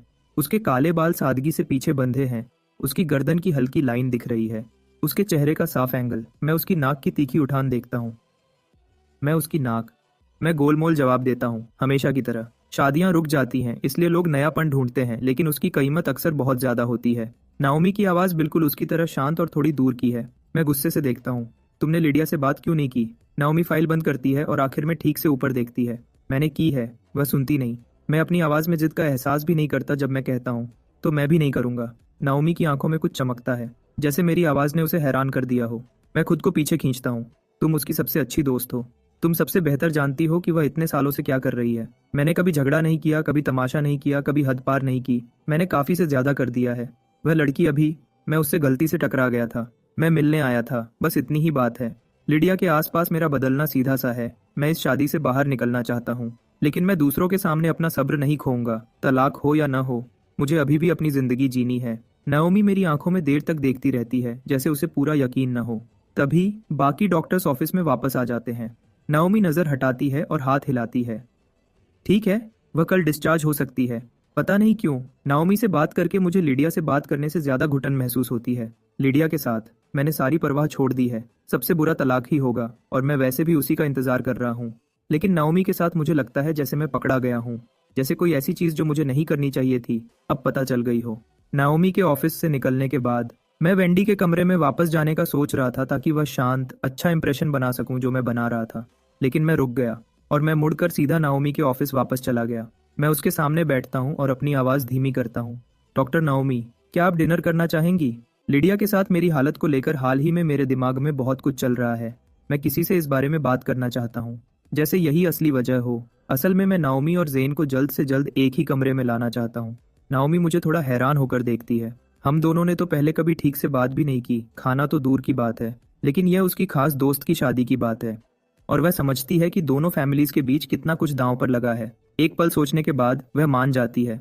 ठीक है, आज रात ठीक रहेगा, मैं फ्री हूँ। मैं जोश के साथ अपना फोन निकालता हूँ, अपना कॉन्टैक्ट QR कोड खोलता हूँ और उसकी तरफ बढ़ाता हूँ। बहुत अच्छा, मैं एक जगह जानता हूँ, वहाँ की कॉफी कमाल की है। मुझे ऐड कर लो और मैं तुम्हें लोकेशन भेज दूंगा। नाओमी कोड पर नजर डालती है, फिर एक पेन उठाती है और आगे करती है। नहीं शुक्रिया, लिख दो। मैं उसे घूरता हूँ। क्या वह सीरियस है? पूरी तरह से पुराने ख्यालों की। मैं बिना कुछ कहे पेन ले लेता हूँ। मैं एक कागज के टुकड़े पर एड्रेस लिखता हूँ। मैं मुस्कुराते हुए पेन रख देता हूँ। द रेंडेवू कैफे, आज रात 8:30 पर। मैं सच में अच्छे मूड में बाहर निकलता हूँ। आज रात 8 बजे नाओमी को उस कैफे में मैं नहीं मिलूंगा, उसे जेन मिलेगा। यह सोचकर मैं बाकी दिन उत्सुकता से गुजारता हूँ। मैं नाओमी और जेन के आमने सामने आने के पल की कल्पना करना बंद नहीं कर पा रहा। मैं भेष बदलकर जाने का फैसला करता हूँ। मैं यह मौका नहीं छोड़ूंगा। बस सवाल यह है कि क्या नाओमी जेन पर तुरंत फिदा हो जाएगी या इसमें वक्त लगेगा। करीब 8 बजे मैं अकेला कैफे की तरफ जाता हूँ। मैं अंदर नहीं जाता, उसके बजाय मैं जमीन से छत तक की खिड़की से झांकता हूँ। पक्का नाओमी वहां है, दीवार के पास कोने में बैठी हुई। क्या वह मेरी पुरानी पसंदीदा जगह नहीं है? उसके बाल खुले हैं, उसकी पूरी मौजूदगी शांत और थोड़ी दूर की है। वह अपनी कॉफी के साथ चुपचाप बैठी है, अपने फोन की तरफ भी नहीं देख रही। जेन कहाँ है? मैं काउंटर पर ढूंढता हूँ। मैं देखता रहता हूँ, कहीं भी उसका कोई निशान नहीं। उसके बजाय मेरा छुपकर घूमना ही नाओमी की नजर में आ जाता है। वह मुझे देख लेती है, खड़ी होती है और मुझसे मिलने बाहर आती है। भागना अब बहुत देर हो चुका है। नाओमी शिष्टाचार की परवाह नहीं करती। मार्कस, तुम बाहर क्या कर रहे हो? अंधे हो क्या? मैं विग उतारता हूँ निराश महसूस करते हुए। तुम एक डॉक्टर हो, क्या तुम थोड़ी और सभ्य नहीं हो सकती? सच कहूं तो वह चीज घुटन भरी थी। नाओमी गुस्से से देखती है। तुम मुझे यहाँ बात करने के लिए बुलाती हो, फिर बाहर भेष बदल कर खड़े हो। असल में चल क्या रहा है? मैं बिना रुके जवाब देता हूँ। मैं यहाँ हूँ ना। मैं बस ये देखना चाहता था कि तुम सच में अंदर हो या नहीं। नाओमी बहस छोड़ देती है, दरवाजा खोलती है और मुझे अंदर आने का इशारा करती है। मैं विग हाथ में लिए बहुत न चाहते हुए अंदर जाता हूँ। जब मैं काउंटर के पास से गुजरता हूँ तो फिर से ध्यान से देखता हूँ। जेन पक्का यहाँ नहीं है। मैं दूसरे स्टाफ में से एक से पूछता हूँ, जेन कहाँ है? वह आज छुट्टी पर है। मेरा चेहरा उतर जाता है। सारी उत्सुकता खत्म हो गई। मैं खुद को घसीटकर नाओमी के सामने बैठ जाता हूँ। मैं आदत से ब्लैक कॉफी ऑर्डर करता हूँ और उसमें घूरता रहता हूँ। नाओमी मुझे देखती है। क्या तुम ही नहीं थे जो अपने और लिडिया के बारे में बात करना चाहते थे? मैं कंधे उचकाता हूँ। मेरा मन बदल गया। मुझे यह कॉफी मिलने दो, फिर तुम्हें घर जाकर आराम करना चाहिए। मेरे मुंह से शब्द निकले ही थे कि मुझे उसकी तरफ से ठंडक महसूस होती है। उसकी नज़र तीखी है, जैसे लिडी की खराब दिन पर होती है। क्या तुम मेरे साथ मजाक कर रहे हो? वह साफ और ठंडी आवाज में कहती है। मैं अपने हाथ फैलाता हूँ। नहीं, मैं बस समझ गया कि कहने को ज्यादा कुछ नहीं है। सबको पहले से पता है कि मैं सालों से उससे प्यार करता हूँ। उसे पहले परवाह नहीं थी, उसे अब परवाह नहीं है और उसे बाद में भी परवाह नहीं होगी। अब और क्या बात करने को बचा है? अगर तुम सच में मदद करना चाहती हो तो जाओ और उससे तलाक के कागज साइन करवाओ। नाओमी बिना पलक झपकाए मुझे घूरती है, जैसे ये नाप रही हो कि वह कितना यकीन करती है। उसकी नजर मुझे बेचैन करती है। मैं अपनी कॉफी को देखने का नाटक करता हूँ। नाओमी आखिर में बोलती है, यह कोई आम शादी नहीं थी। तुम्हारी फैमिलीज ने एक डील की थी। मुझे तुम्हें यह सब बताने की जरूरत नहीं है। बिना किसी बड़े कारण के तलाक नहीं होगा। लिडिया इस पर राजी नहीं होगी। मैं लंबी सांस लेता हूँ। तुम उसे अच्छे से जानती हो, वह भी यही कहती है। पूरी तरह से एक जैसी सोच वाले। नाओमी कुछ नहीं कहती, बस चुपचाप एक घूंट लेती है। मुझे अब और बात करने का मन नहीं है। जेन वैसे भी यहाँ नहीं है। मैं बस एक साइड कैरेक्टर हूँ। लीड के साथ ज्यादा वक्त बिताने की जरूरत नहीं। हम 3 मिनट तक चुपचाप बैठकर पीते रहते हैं। मैं पैसे देने के लिए उठता हूँ। नाओमी भी खड़ी होती है और मुझे रोकने के लिए हाथ बढ़ाती है। मुझे करने दो। मैं बहस नहीं करता। ठीक है, वैसे भी उसके लिए ये छोटे पैसे हैं। जब नाओमी काउंटर पर होती है, मैं पलक झपकते ही निकल जाता हूँ और गाड़ी चलाकर चला जाता हूँ। चौराहा पर जब मैं मुड़ता हूँ, पीछे के शीशे में उसे देखता हूँ। वह अभी बाहर निकली है। उस दिशा को देख रही है जहाँ मेरी गाड़ी गायब हुई। मैं अपना सर हिलाता हूँ और धीरे से सांस छोड़ता हूँ। नाओमी की किस्मत में हमेशा लिडिया से एक कदम पीछे रहना लिखा है। मैंने अब तक 2 बार उसकी मदद करने की कोशिश की, दोनों बार नाकाम रहा। जो कुछ भी लिडिया और जेन को एक साथ खींचता है वह पक्का लोहे का बना होगा। इस वक्त नाओमी को जेन की तरफ धकेलने की कोशिश करना मेहनत की बर्बादी लगती है। मुझे इसे छोड़ देना चाहिए। बस और 10 दिन मैं इंतजार कर सकता हूँ। जैसा मैंने सोचा था, लिडिया अगले पूरे हफ्ते वापस नहीं आती। हम वापस वैसे ही हो जाते हैं जैसे पहले थे। कोई कांटेक्ट नहीं, कोई मुलाकात नहीं। मैं इससे खुश हूँ। जब वेंडी डिस्चार्ज होती है, मैं उसे लेने जाता हूँ। मैं उसे और जेन को खाना खिलाने ले जाता हूँ। फिर वापस अपने पेंटिंग स्किल्स को बेहतर बनाने में लग जाता हूँ। सालों की लापरवाही, अब सब वापस लाने का वक्त है। दिन में 3 बार जड़ी बूटी वाली दवा और लिंडा का खाना। सच में मेरा 2 पाउंड वजन बढ़ गया है। एक गेट टुगेदर में जेसन मेरे कंधे पर थपकी देता है। मार्कस, तुम क्या ले रहे हो? तुम कमाल के लग रहे हो। मैं चमकते हुए हंसता हूँ। जड़ी बूटी वाली दवा मेरे शरीर पर काम कर रही है। वजन बढ़ाने के लिए ज्यादा खाना। पता चला ये सच में काम करता है। शॉन गुस्से से बोलता है, दिखावा करना बंद करो। हम सब यहाँ वजन कम करने की कोशिश कर रहे हैं और तुम यहाँ जानबूझकर बढ़ाने की कोशिश कर रहे हो। एरन शॉन को थपकी देता है। तुम्हारा तो खुशी का वजन है, शुक्रगुजार रहो। शॉन की गर्लफ्रेंड बहुत अच्छी कुक है। वह उसे अच्छा खाना खिला रही है और ये दिखता है। शॉन इतराते हुए अपना सर हिलाता है। जल रहे हो? यही होता है जब तुम किसी ऐसे से डेट करते हो जो खाना बना सकता हो। अचानक मेरे दिमाग में कुछ आता है। शॉन, अगले बार जब तुम्हारे पास कोई अच्छा काम हो तो मुझे भी साथ ले आना। घर पे बैठना मुझे पागल कर रहा है। मुझे कुछ बनाना है। शॉन मुझे हैरान होकर देखता है। तुम सच में शामिल होना चाहते हो? मैं पूरी तरह से सीरियस हूँ। अगर सही मौका मिलता है तो बिल्कुल। मैंने अपनी फैमिली की कंपनी में नीचे से शुरू करने के बारे में सोचा है, लेकिन मेरा दिल वहाँ नहीं है। मेरे माँ बाप अभी भी अच्छी सेहत में हैं। उन्हें मेरी वहाँ जरूरत नहीं है। मैं अपना खुद का सपना वापस पाना चाहता हूँ। शॉन अपने घुटने पर थपकी देता है। मैं ये बहुत पहले से कहना चाहता था। तुम ऑल्टन यूनिवर्सिटी के सबसे मशहूर पेंटर थे और तुम घर पर बैठकर हाउस हस्बैंड बने हुए हो। क्या बर्बादी है? फिक्र मत करो, अगर कोई अच्छा काम आता है, कोई एग्जीबिशन या इवेंट, तो मैं तुम्हारा नाम आगे करूंगा। मैं हाथ जोड़ता हूँ। डील। शुक्रिया कहने की जरूरत नहीं। आज रात का खर्चा मेरी तरफ से। पीछे मत हटना। ड्रिंक्स के बाद जेसन और हम बाकी सब अपने अपने रास्ते चले जाते हैं। मैं रे को फोन करता हूँ कि वह मुझे लेने आ जाए। मैंने अभी फोन रखा ही था कि मुझे एक जानी पहचानी आवाज सुनाई देती है। मैं मुड़ता हूँ। ये वेंडी है। मार्कस। मैं पलक झपकाता हूँ। वेंडी, तुम यहाँ क्या कर रही हो? वेंडी मुझे देखती है। मैं पास में पार्ट टाइम शिफ्ट कर रही थी, अभी छुट्टी हुई है। मार्कस, क्या तुमने पी रखी है? उसने पक्का बू सूंघ ली होगी। मैं अपना हाथ अपने माथे पर रखता हूँ और सर हिलाता हूँ। अब शराब चढ़ रही है और मेरा सर घूम रहा है। वेंडी, क्या तुम गाड़ी चला सकती हो? वेंडी जल्दी से जवाब देती है, अगर तुम गाड़ी चलाने की हालत में नहीं हो तो मैं तुम्हें ले जा सकती हूँ। मैं वेंडी को चाबियां देता हूँ और रे को कैंसिल करने के लिए फ़ोन करता हूँ। जब वेंडी सिल्वर रोल्स रॉयस देखती है, उसके चेहरे पर हैरानी और तारीफ की चमक आती है। मार्कस, ये तुम्हारी है? मैं चक्कर आने के बावजूद जवाब देता हूँ, हाँ मेरी। बस नेविगेशन यूज़ करो, मुझे क्रेस्टवुड मैनर ले चलो। वेंडी पलक झपकाती है। क्रेस्टवुड मैनर? वह जमी हुई लगती है तो मैं उसके पास झुकता हूँ। मैं खुद को हल्के से उसके कंधे पर टिकाता हूँ। बस खड़ी मत रहो, मेरा सर घूम रहा है।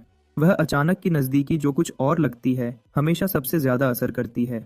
वेंडी होश में आती है, समझती है कि हम कितने पास हैं और जल्दी से मुझे संभालती है। उसका चेहरा लाल हो जाता है। ध्यान से मार्कस, गिर मत जाना।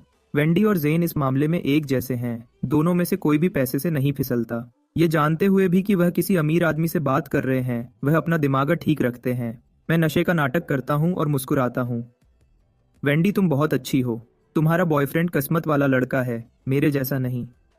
शादी नाकाम रही, पैसे के अलावा कुछ नहीं मिला। यह गाड़ी असल में हमारी सबसे आम गाड़ी है। अगर तुम्हें पसंद है तो यह तुम्हारी है।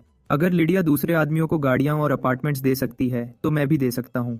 वेंडी जल्दी से अपना सर हिलाती है और मुझे गाड़ी में बैठने में मदद करती है। नहीं मार्कस, तुमने बहुत ज्यादा पी ली है, मुझे बस तुम्हें घर छोड़ने दो। वेंडी बहुत ध्यान से गाड़ी चलाती है, बहुत धीरे धीरे जा रही है। शायद किसी चीज को खरोंचने से डर रही है जिसे वह बदल नहीं सकती। मैं पैसेंजर सीट पर सोने का नाटक करता हूँ, बीच बीच में झांक कर देखता हूँ कि हम कहाँ हैं। थोड़ी देर बाद वेंडी बोलती है, मार्कस, हम क्रेस्टवुड मैनर पर हैं। कौन सी बिल्डिंग?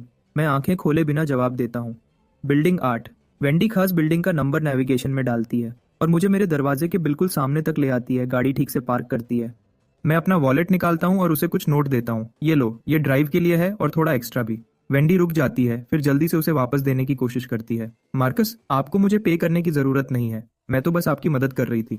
मैं अपनी सीट बेल्ट खोलता हूँ और बाहर निकलता हूँ। ले लो, बहुत देर हो गई है, घर जाने के लिए कैब लेना मुश्किल होगा। गाड़ी तुम रख लो, मुझे कल फोन करना और मैं रे को भेज दूंगा उसे लेने के लिए। जवाब का इंतजार किए बिना मैं अंदर चला जाता हूँ। जैसे ही मैं घर पहुंचता हूँ मैं लिंडा को जगाता हूँ और उससे होश में लाने वाली चाय मांगता हूँ। वह मेरे पूछने से पहले ही किचन में होती है। 2 या 3 दिन में लिडिया समिट बिजनेस फोरम में जाएगी। वह पल जब वह अपने असली प्यार से मिलेगी पास आ रहा है, और मेरा आज़ादी का पल भी। थोड़ी देर बाद मुझे बाहर एक गाड़ी का इंजन बंद होने की आवाज़ आती है और फिर लिडिया दिखाई देती है। वह मुझे एक नज़र देखती है जो लिविंग रूम के सोफा पर लेटा हुआ था, फिर दूर वाले किनारे पर बैठ जाती है। उससे भी शराब की बदबू आ रही थी, मुझसे ज़्यादा अच्छी हालत में नहीं थी। लिंडा होश में लाने वाली चाय लाती है और मेरे सामने रख देती है, फिर मुड़ती है और लिडिया को अदब से ग्रीट करती है। लिडिया उसकी तरफ देखती है, चेहरे पर कोई भाव नहीं था और कुछ नहीं कहती। मैं बैठ जाता हूँ और लिडिया को एक चमकती हुई मुस्कान देता हूँ। तुमने भी पी रखी है ना? ये लो, तुम ये ले लो। लिंडा, क्या तुम मेरे लिए एक और बना सकती हो? लिंडा सर हिलाती है और किचन में वापस चली जाती है। लिडिया कप को हाथ नहीं लगाती। मुझे इसकी ज़रूरत नहीं है। मुझे अंदर ही अंदर थोड़ी खुशी महसूस होती है। ये चाय उसकी होने वाली सास ने बनाई थी। जल्दी ही एक दिन वह जेन के पीछे भागेगी और उसे नजरअंदाज किया जाएगा और उसे इस सब में भी मुस्कुराते रहना पड़ेगा। लिंडा एक दूसरा कप लेकर वापस आती है। मैं लिडिया से आराम से बात करता हूँ। लिंडा पहले ही सो रही थी जब मैंने उसे यह बनाने के लिए जगाया। अगर तुम एक घूंट भी नहीं पियोगी तो यह उसके साथ ठीक नहीं होगा। लिंडा जल्दी से बोल पड़ती है, कोई तकलीफ नहीं हुई, ये मेरा काम है। मैं नरम आवाज में बोलता हूँ लेकिन हर शब्द लिडिया पर ताना था। उसमें तमीज नहीं है और उसका गुस्सा बहुत खराब है। लिंडा, प्लीज इसे दिल पर मत लेना। वह जल्दी ही जेन के प्यार में पागल हो जाएगी तो मैं उस रास्ते को थोड़ा मुश्किल बना ही देता हूँ। लिंडा घबरा जाती है। प्लीज सर, आप बहुत ज्यादा मेहरबान हैं। मैं उसे जाने का इशारा करता हूँ। बस इतना ही, लिंडा जाओ आराम कर लो। लिंडा के जाने के बाद मैं आधा कप खत्म करता हूँ। फिर मैं नहाने के लिए ऊपर जाता हूँ और लिडिया मेहरबान है। मैं उसे जाने का इशारा करता हूँ। बस इतना ही, लिंडा जाओ आराम कर लो। लिंडा के जाने के बाद मैं आधा कप खत्म करता हूँ। फिर मैं नहाने के लिए ऊपर जाता हूँ और लिडिया हमेशा की तरह गेस्ट रूम में चली जाती है। लेकिन जब मैं नहाने के बाद बाहर आता हूँ तो मुझे लिडिया मास्टर बेडरूम के बेड पर अपनी पजामाज में बैठी मिलती है। मैं गुस्से से देखता हूँ, तुम मेरे कमरे में क्या कर रही हो? लिडिया भी उतनी ही परेशान लगती है। मेरे माँ बाप यहाँ हैं, वह गेस्ट रूम में है। मेरी पिछली जिंदगी में उन्हें पोते पोती की बहुत जरूरत थी और वह कभी भी क्रेस्टवुड मैनर में हमें देखने नहीं आए। तो अब क्यों? मैं हैरान रह जाता हूँ। ये अचानक हुआ है। लिडिया ठंडी हंसी हंसती है। अचानक? सोचो तुमने नाओमी से क्या कहा था और फिर बताओ क्या तुम सच में हैरान हो? तो इसलिए लिडिया आज रात वापस आई थी एक अचानक चेकअप को संभालने के लिए। मैंने सच में नहीं सोचा था कि नाओमी लिडिया के माँ बाप के पास जाएगी और अब मेरे सास ससुर यहाँ हैं। ये मनहूस बटरफ्लाई इफेक्ट, मैं इसका इल्जाम नहीं लूंगा। मैंने मुश्किल से कुछ कहा था। मैंने तो बस उससे कहा था कि वह तुम्हें तलाक के बारे में समझाए। मुझे कैसे पता होता कि वह सीधे तुम्हारे माँ बाप के पास जाएगी? लिडिया साफ तौर पर चिढ़ जाती है। उसकी आवाज में चेतावनी थी। तुम कब तक ये सब करते रहोगे? मैं जवाब नहीं देता। मैं ड्रॉअर खोलता हूँ और एक पहले से तैयार किया हुआ तलाक का एग्रीमेंट निकालता हूँ। मेरा सिग्नेचर उस पर पहले से है। कोई प्रॉपर्टी नहीं, कोई दावा नहीं, बस तलाक। मैं उसे लिडिया की तरफ बढ़ाता हूँ। इस पर साइन कर दो और तुम्हें पता चल जाएगा कि मैं खेल खेल रहा हूँ या नहीं। हवा शांत हो जाती है। लिडिया का चेहरा हर पल और गुस्से वाला होता जाता है। जैसे ही वह उसे फाड़ने के लिए बढ़ती है, तभी बेडरूम के दरवाजे पर नॉक होता है। मेरी सास की आवाज आती है। लिडिया, मार्कस, क्या तुम दोनों अभी तक जाग रहे हो? लिडिया एक पल में अग्रीमेंट को कंबल के नीचे धकेल देती है, फिर दरवाजा खोलने जाती है।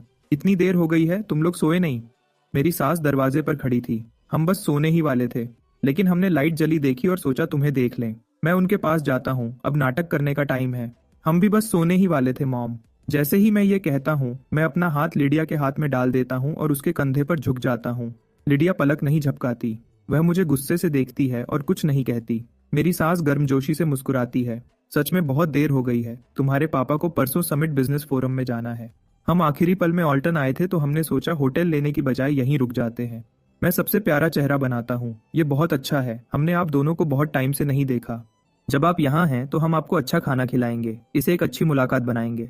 ठीक है, तुम दोनों सो जाओ, ज्यादा देर तक मत जागना। मेरी सास मुड़ती है और चली जाती है। मेरी पिछली जिंदगी में मैंने हमेशा एक चीज गलत समझी थी। मैंने सोचा था लिडिया एक आजाद ख्याल लड़की है जो अपने परिवार की बात कम सुनती है, और मैंने उस पर सब कुछ लुटा दिया था, ये सोचकर कि जब तक वह मुझसे प्यार करती है और कुछ फर्क नहीं पड़ता।